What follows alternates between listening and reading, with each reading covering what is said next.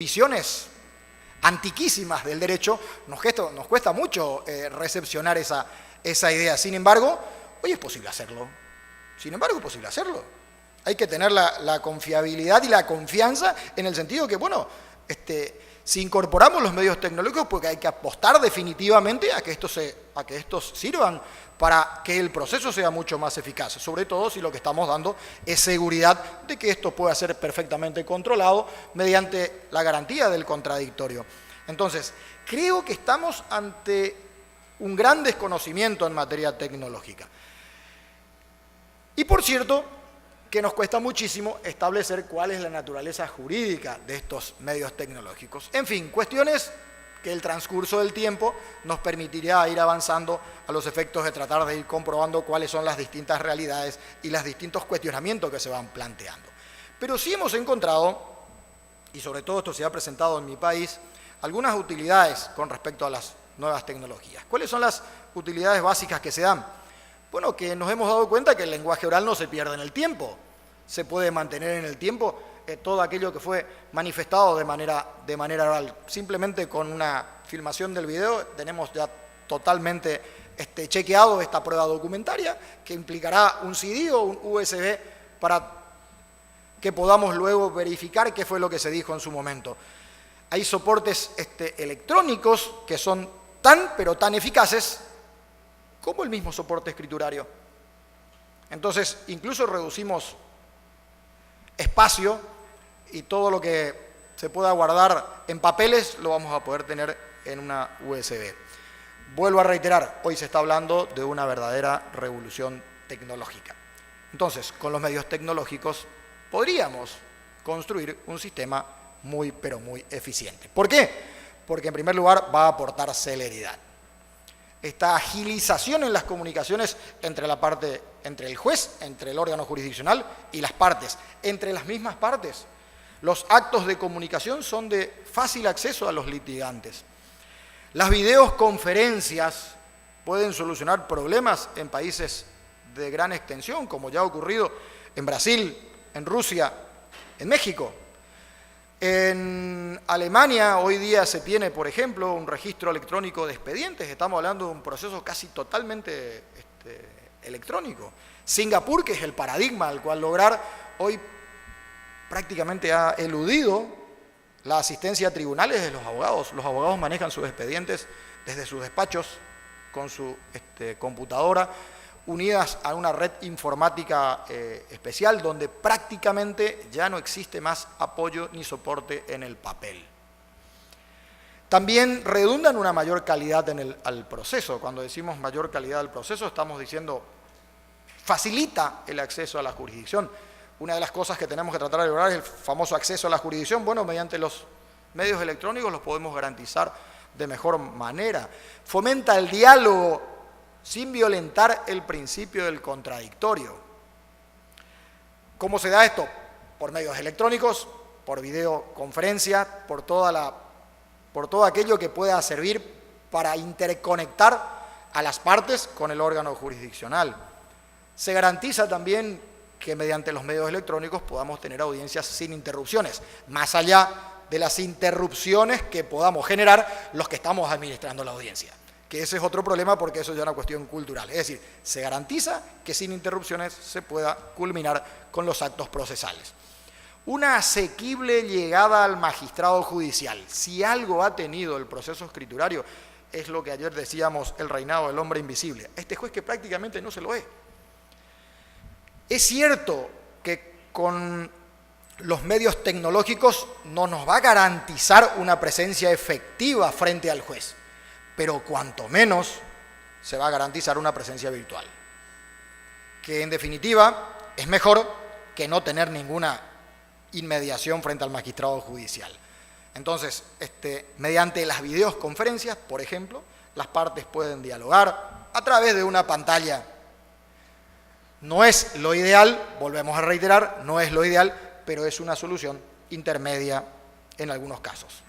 También propicia una fácil llegada al acceso de justicia. O sea, cualquier individuo va a poder tener acceso sobre todo aquellos que intervienen en los distintos, como partes litigantes en los distintos procedimientos, va a tener acceso a verificar el estado de su expediente. Si algo no se logra actualmente con el proceso escriturario, es que los intervinientes puedan tener conocimiento de lo que realmente pasa en el proceso jurisdiccional. Entonces, tenemos que se plantea una gran garantía del contradictorio, esta mezcla de oralidad y medios electrónicos, parecería ser el mejor antídoto para la lentitud de los procesos escriturales, garantizando técnicamente un principio de presencia, vuelvo a reiterar, no la inmediación efectiva, pero cuanto menos una presencia virtual. A ver, en las videoconferencias se cumple la oralidad, se cumple la inmediación, pero no se cumple la presencia física del juez con las partes. Ahora bien, vuelvo a lo mismo, prefiero eso que el sistema escrito que tenemos en la actualidad. ¿Cuáles son las particularización de estos medios tecnológicos? Así haciéndolo en forma rápida. Bueno, hoy se está hablando de escritos electrónicos, videoconferencias. Cuando hablamos de escritos electrónicos, evidentemente el Poder Judicial va a tener que tener una plataforma electrónica para que pueda esto sustanciarse técnicamente. Notificaciones electrónicas, incluso se habla de firma digital. Sustitución del soporte escriturario, posibilidad de consulta a la distancia, etc. Con esto, lo fundamental es tratar de lograr que este juicio oral y público, esta justicia de rostro humano, del cual nos hablaba Vázquez Sotelo en su momento, se pueda concretar técnicamente. Y miren ustedes que en el caso Lori Berenson Mejía versus Perú, en el año 2008, la Corte Interamericana de Derechos Humanos decía técnicamente que se garantizaba publicidad y se podía considerar un proceso público cuando el proceso era transmitido por imágenes de TV y las personas interesadas podían tener acceso a ese material. Es decir, ni siquiera hace falta que estén técnicamente en el despacho del juzgado, sino simplemente con la tranquilidad de estar transmitiendo públicamente por imágenes de TV, se está garantizando la publicidad. Vaya que esto sería una transformación más que importante y donde las tecnologías jugarían un papel más que trascendente. También jugarían en esto de la desformalización del proceso. Sabemos que el proceso debe tener determinadas formas, pero no todo tiene que ser el reinado de las formas, sino mantener las formas necesarias, no otras. Las formas que no hacen al fondo de la cuestión no deberían seguir existiendo porque lo que se busca hoy día es la informalización del proceso. Y si hablamos de plazo razonable, ni qué decir cuando nos ponemos a pensar, ¿es posible que sigamos respetando el plazo razonable cuando tenemos diseñado un proceso de máquinas de escribir? Cuando ya el hecho de tener diseñado un proceso de máquinas de escribir, quizás por el mismo hecho de las máquinas de escribir, es lo que más nos complica, porque hoy día ya casi nadie ocupa máquinas de escribir. O sea, estamos dando con el meollo de la cuestión. En el caso Valle Jaramillo versus Colombia, se hablaba de la noción de plazos razonables y se agudiza esta cuestión con el caso Chacmoc-Casec versus Paraguay, donde se plantean los 4 ítems que debe cubrir la cuestión del plazo razonable. Creemos que la nueva tecnología va a hacer que si los procesos se desarrollan normalmente, se pueda custodiar este plazo razonable y no violentar el sistema. El derecho debe moverse con dinamicidad y debe estar en continuo movimiento. Los códigos son instrumentos vivos que deben acompañar la evolución de los tiempos.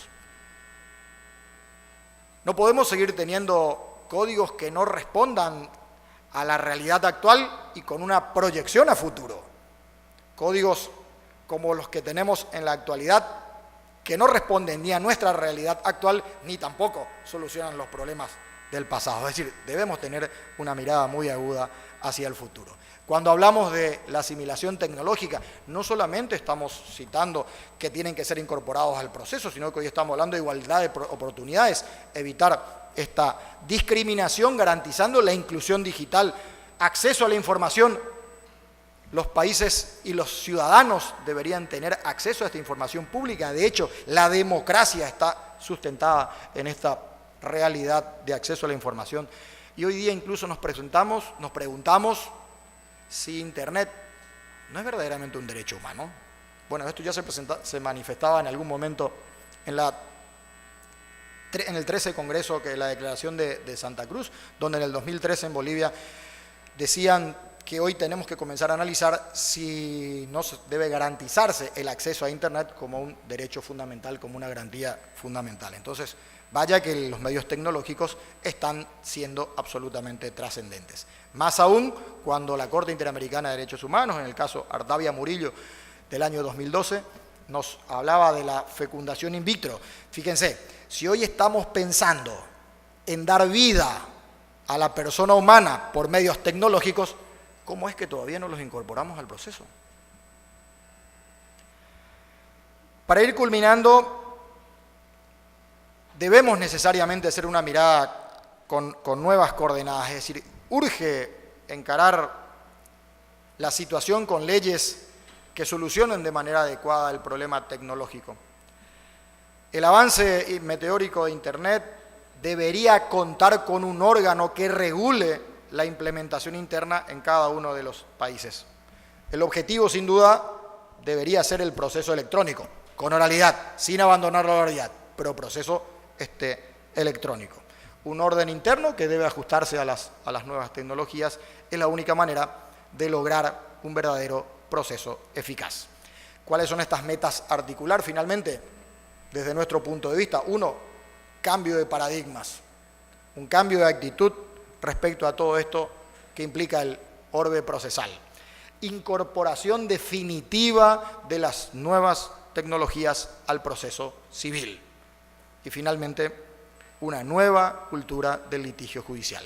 Solo así vamos a poder tener un proceso que en definitiva dé satisfacciones al convidado de piedra de todos estos congresos, el ser humano, aquella persona a quien nos debemos, aquella persona por quien construimos el derecho. Muchas gracias.